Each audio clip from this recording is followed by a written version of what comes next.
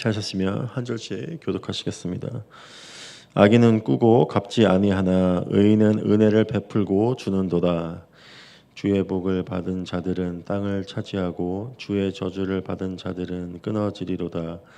여호와께서 사람의 걸음을 정하시고 그의 길을 기뻐하시나니 그는 넘어지나 아주 엎드러지지 아니함은 여호와께서 그의 손을 붙드심이로다.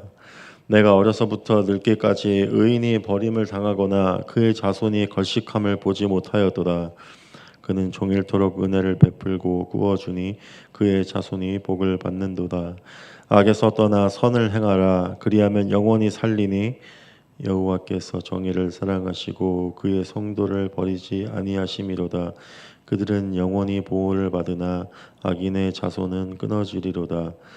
의인이 땅을 차지하며 여기서 영원히 살리로다.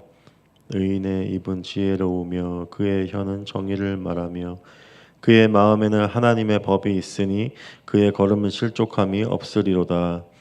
악인의 의인을 엿보아 살해할 기회를 찾으나 여호와는 그를 악인의 손에 버려두지 아니하시고 재판 때에도 정죄하지 아니하시리로다. 여호와를 바라고 그의 도를 지키라. 그리하면 내가 땅을 차지하게 하실 것이라.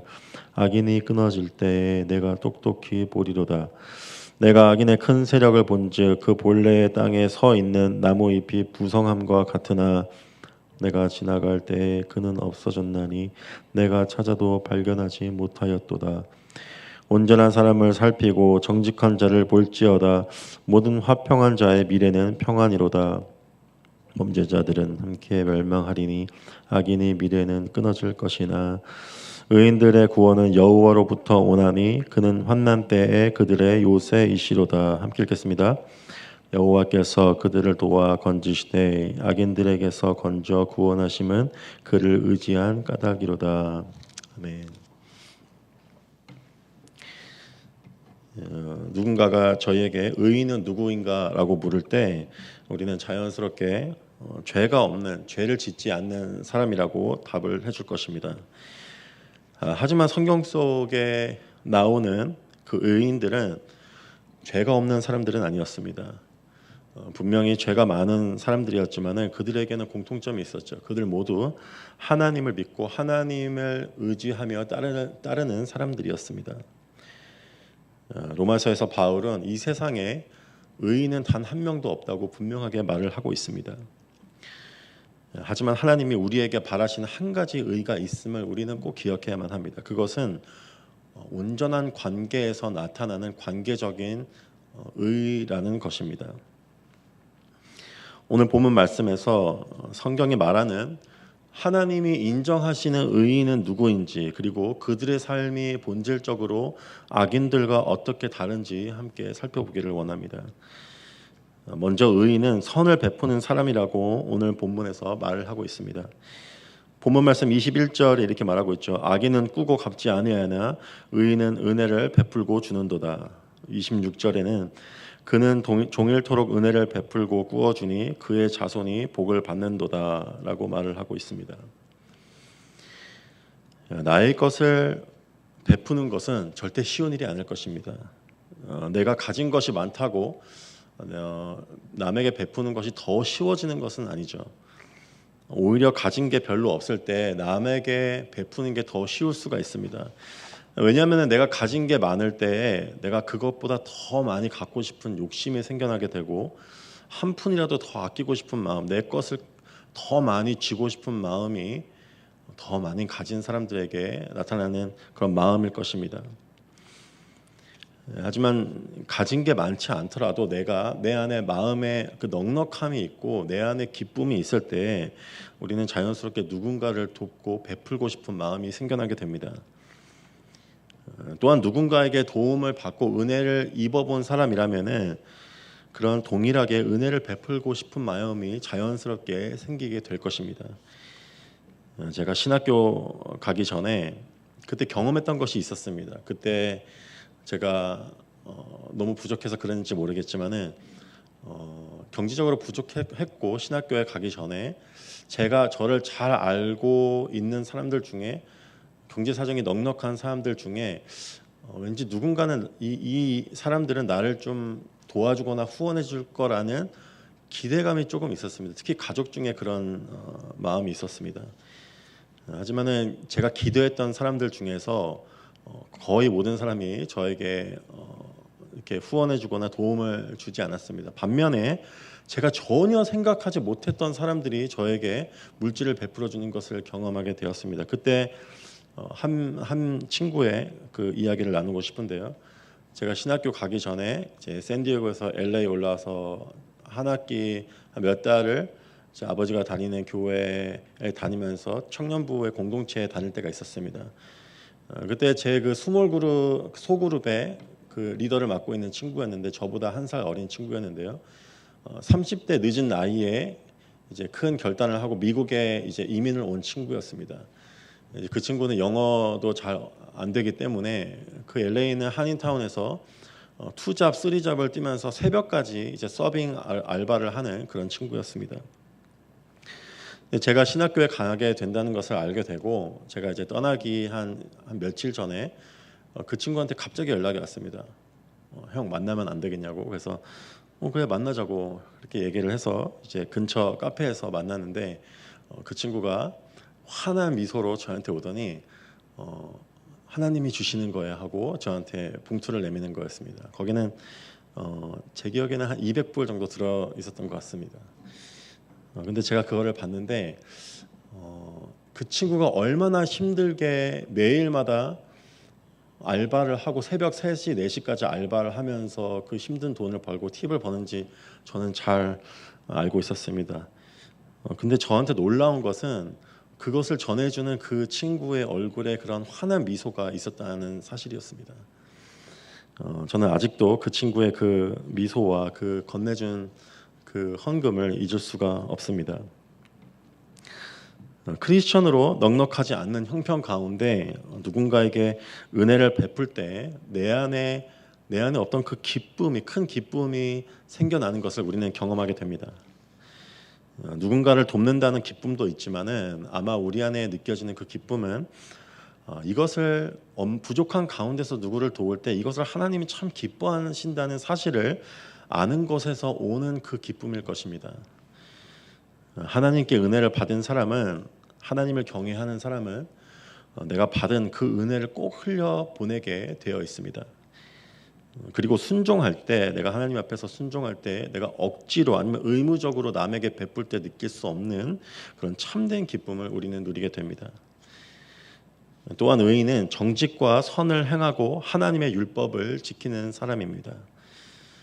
세상에 살면서 정직하게 산다는 것은 절대 쉬운 일이 아닐 것입니다. 왜냐하면 이 세상에서 정직하게 살아서는 남들처럼 더 많은 것을 가지거나 누릴 수 없기 때문입니다.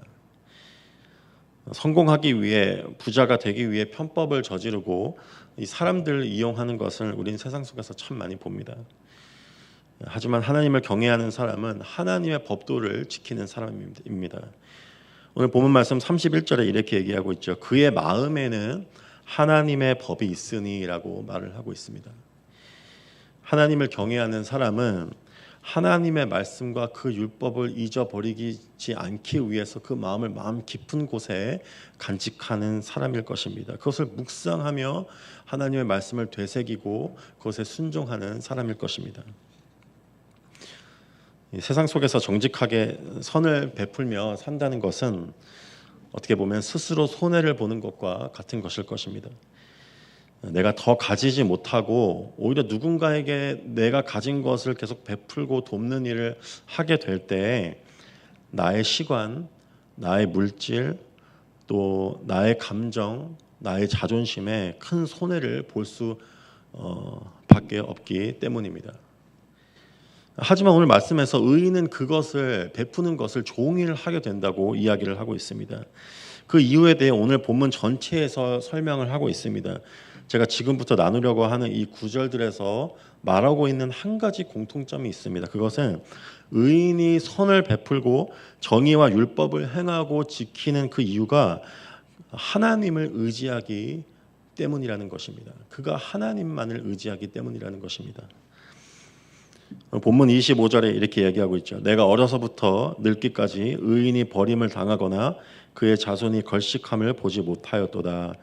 26절에는 이렇게 얘기하고 있습니다. 그는 종일토록 은혜를 베풀고 꾸어주니 그의 자손이 복을 받는도다. 의인은 자신의 그 먹고 사는 문제보다 하나님의 뜻에 순종하는 것을 더 중요하게 생각하는 사람일 것입니다.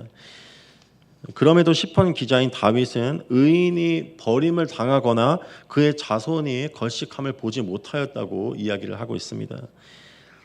내가 하나님의 뜻에 순종하고 하나님을 섬기는 삶을 살 때 하나님이 나를 먹이시고 입히실 뿐만이 아니라 또한 나의 자녀도 하나님이 책임지신다고 오늘 본문에서 다윗은 고백하고 있습니다. 내가 내 자녀에게 더 많은 것을 주지 못할 때 괴로운 부모는 그 괴로움을 느낄 것입니다. 내 자녀가 세상 속에서 세상의 축복을 더 누리게 원하는 마음은 모든 부모에게 있을 것입니다. 더 좋은 직장에 가고 더 좋은 대학에 가길 원하는 마음이 있죠. 하지만 부모가 늘 하나님의 뜻에 순종하려 할 때, 하나님을 섬기는 삶을 최우선시하게 될 때 내가 자녀들에게 해줄 수 있는 것이 많이 없을지라도 내가 하는 것이 아닌 하나님께서 나의 자녀들을 돌봐주실 것입니다. 또 세상의 복이 아닌 하나님이 허락해 주시는 하나님의 자녀가 되는 하나님을 아는 그 복을 내 자녀에게 허락해 주신다는 것입니다. 오늘 본문 말씀 28절에 이렇게 얘기하고 있죠. 그들은 영원히 보호를 받으나 악인의 자손은 끊어지리로다. 39절에서 40절까지 말씀은 이렇게 이야기를 하고 있습니다. 의인의 구원은 여호와로부터 오나니 그는 환난 때에 그들의 요새이시로다. 여호와께서 그들을 도와 건지시되 악인에게서 건져 구원하심은 그를 의지한 까닭이로다. 악인은 더 많은 것을 가짐으로 스스로를 위험에서 지키고 보호하려고 힘쓰는 사람일 것입니다. 돈을 모으고 직장에서 승진하고 커리어를 쌓으려고 하는 사람들이 그렇게 하는 많은 이유들이 있죠. 그 이유는 내가 중년이 되어서 아니면 노후에 평안한 삶을 살고 싶기 때문일 것입니다. 여러분, 노후를 준비하고 미리 저축해 놓고 하는 것은 절대 죄가 아닙니다. 하지만 하나님께 내가 나의 미래를 하나님께 맡길 수 없기 때문에 그 두려운 마음 때문에 내 미래를 내 스스로 대비하려고 준비하려고 한다면은 오늘 본문이 말하는 그 악인의 행위에 속하는 것일 것입니다. 반면에 의인은 자신이 가진 것, 자신의 능력, 지혜를 의지하는 것이 아닌 하나님을 의지하는 사람입니다. 오늘 본문에서 심지어 그는 환난 때에도 하나님을 의지한다고, 하나님께 피한다고 이야기를 하고 있습니다. 여러분, 어려움이 나에게 임할 때, 그리고 우연히 일어나는 것이 아니라 하나님이 직접 나를 고통과 불안함 가운데 넣은다고 느껴지게 될 때 많은 사람들은 하나님을 의지하지 않고 내가 살 길을 찾아서 떠나게 되는 그 모습을 사람들을 통해서 내 자신의 모습을 통해서 발견하게 됩니다. 하지만 하나님이 인정하시는 의인은 그 환난 가운데서도 끝까지 하나님을 기다리고 그분만의 그 그분의 구원을 기다린다고 오늘 본문은 이야기하고 있습니다. 왜냐하면은 그 사람은 구원은 오직 주님께 속한 것임을 끝까지 믿기 때문일 것입니다. 의인은 흠없고 완전한 사람이 아닌 연약하고 늘 부족한 사람일 수밖에 없을 것입니다. 그 이유가 있죠. 왜냐하면 하나님이 없이는 살 수 없는 사람이기 때문입니다. 반복되는 해결되지 않는 죄가 늘 내 앞에 있고 내 안에는 너무나 부족한 참을성이 부족하고 남을 용서할 수 있는 마음이 없고 하나님 앞에서 갈대처럼 흔들리는 믿음밖에 없고 때로는 하나님을 의심하고 원망하는 마음이 계속해서 솟아나는 그 마음을 내가 알고 있습니다. 또 삶에서는 늘 부족한 뿐이죠. 경제적으로 넉넉하지 않고 남들처럼 돈을 쉽게 모을 생각조차도 할 수 없습니다. 또 내 몸도 내 정신도 내 감정도 너무나 무너지기 쉽고 깨지기 쉬운 사람이라는 것을 내가 너무나 잘 알고 있습니다. 이런 사람은 자신이 너무나 연약하고 부족하고 하나님 앞에서 고개를 들 수 없고 스스로 아무것도 할 수 없는 사람이라는 것을 잘 알고 있습니다.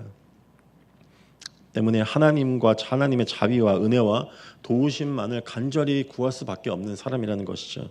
그 사람을 하나님은 의인이라고 하십니다. 부족함이 없어서 죄가 없어서 하나님 앞에 아니면 스스로 당당하게 설 수 있는 사람이 아니라 늘 부족하고 연약하고 넘어지고 깨져서 하나님의 은혜와 도우심을 구하는 그 자리로 나아올 수밖에 없는 그 사람을 하나님이 의인이라고 말씀하십니다. 너무나 좋은 하나님이시죠. 그런 하나님이 저희와 늘 함께 하시고 우리의 길을 인도하시고 우리의 구원자가 되어 주십니다. 오늘 하루 그 선하신 하나님을 묵상하면서 그 하나님으로 온전한 기쁨을 누리는 하루가 되시기를 바랍니다.